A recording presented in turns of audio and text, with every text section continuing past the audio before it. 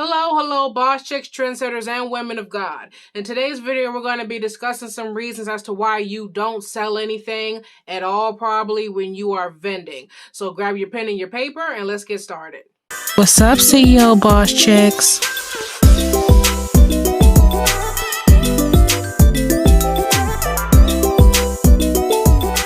If you are new to my channel, welcome. If you are a returning subscriber, welcome back. My name is Shantae Wisnot. On this channel, I help equip Christian women to be impactful leaders, not only in business, but also in ministry. Today's video, we're talking about vending. Vending booths or vending tables are a really great way to get your name out in the community when you're just starting off your business. It's really great way to acquire customers and get followers. But a lot of people, a lot of women, no matter how cute their table is, no matter how good it looks, no matter how many people's at the event, they still can't sell anything and they don't know why. So this is what we're going to talk about in today's video. Now, I have been in the business game since I was 13. I'm turning 23 in about 2 months now, okay? So I've been doing this for a long time, and I do not vend as much as I used to, like nearly at all. Because what I do now is when people book me to speak, when they pay me to speak, because I don't speak for free anymore. I used to in the beginning. We'll talk about that also in another video. When people book me to speak, they also most of the time buy my merchandise, my books and things like that. Or I only have tables at events that I am speaking at. Very rarely now where I just go out into the community or will I set up tables, because I don't make nearly as much money as I would if I would had a table at a speaking event. Because after they've heard me speak for an hour or two, they're quick to always come to my table to buy my products. But in the beginning, when nobody knows who you are, having a vending booth or having a vendor table is really great. The first thing you want to do though is you want to make sure that you are going to the right event. You have to make sure that your product fits the particular group of people that you are going around. For example, let's say that you sell cakes and cookies and snacks. More than likely, if this person who is asking for vendor tables at the event, let's say they're a very healthy vegan person or somebody that does a keto diet or something like that, maybe they carry a lot of super healthy people. Maybe they carry a lot of people who also do keto. So you have to evaluate in your mind, this lady is very well known in the keto health community.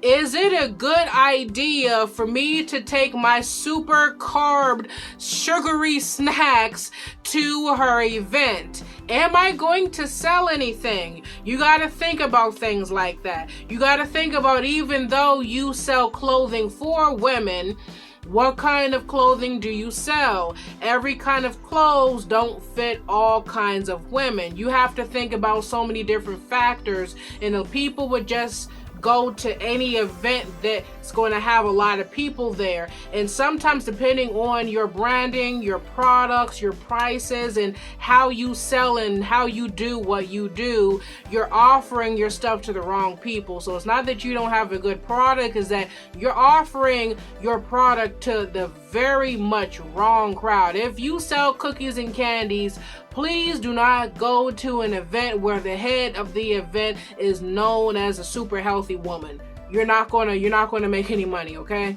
Number 2, you are too shy and you do not engage. So now, great, you are at the right event for your product, your brand, or your service. That is wonderful. Now you have to actually talk. And this is a problem that I had a lot growing up, being a teen entrepreneur.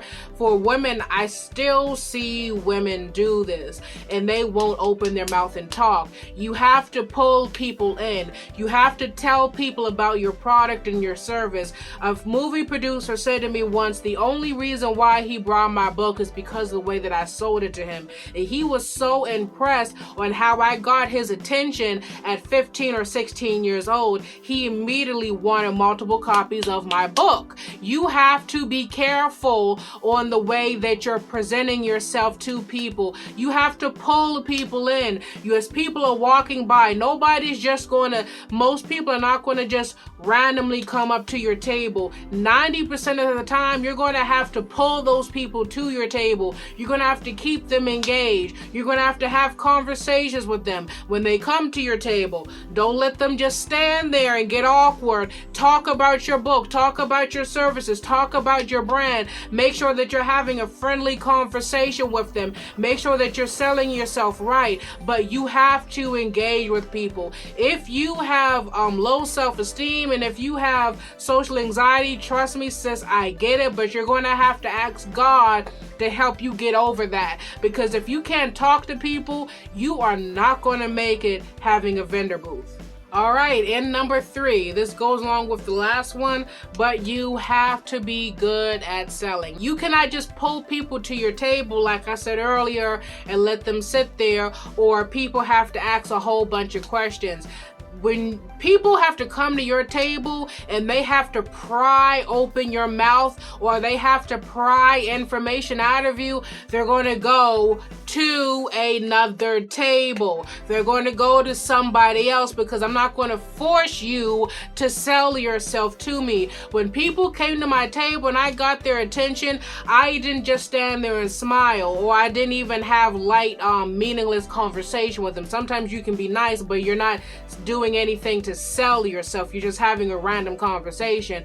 I immediately went into talking about the book, all the specifics about the book, the great things about the book, the impact that the book has had. If I have teens coming to the book, I was to the table, I'm telling them why they need the book and how the book was going to help them. If I had adults coming to the table, I was having in-depth conversations with the adults on the statistics that are in the book and as to why, how they can use this book as a great tool to have open dialogue and discussions with their teenage daughters. A lot of parents brought the book for their kids, not realizing this is a great way to get your teenage daughter to open up about the things that she is going through, because you'll be surprised at how many of your daughters can identify with my character Melanie. You have to be able to sell yourself.